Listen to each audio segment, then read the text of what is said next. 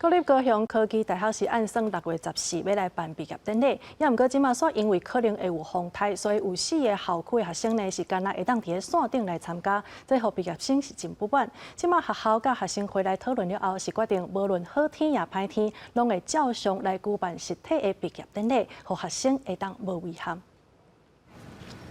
高雄科技大学的运动场者抢上当地的无间大舞台，因为14就是113年的毕业典礼。今年因为南门溪校区在征收，学校将典礼选来建工校区办。但因为场地无够大，高科大毕业生人数有将近7000人。进前有风声讲会分做5个校区办，因为风台可能会来，除了建工校区有实体典礼，其他4个校区的毕业生改做去看线顶直播。这个做法有学生感觉不满，不过有学生是会当接受。其实咱学校大概风台拢会。 淹水啊，淹水啊，然后其实安尼嘛较安全啦。这次遇到的是蝴蝶台风嘛，然后就刚好没有办法一起举办毕业典礼，就还是会有遗憾。毕竟4年都是同学，然后最后要线上的。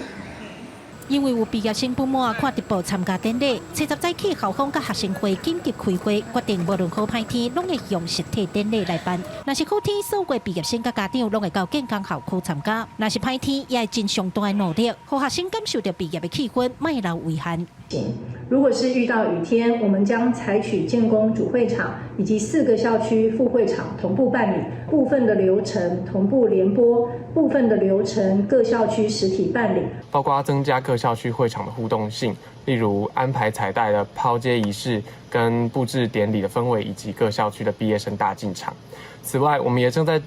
积极的争取，让每一位毕业生都能够获得拨穗的机会。因为这届毕业生4年前高中毕业，拄到疫情无法度办典礼，所以对大学的毕业典礼拢真期待。校方表示，若是宣布停办停课，14个典礼就会延后，12因会看情形做最后的决定。记者柯家族柯昭阳高雄场报道。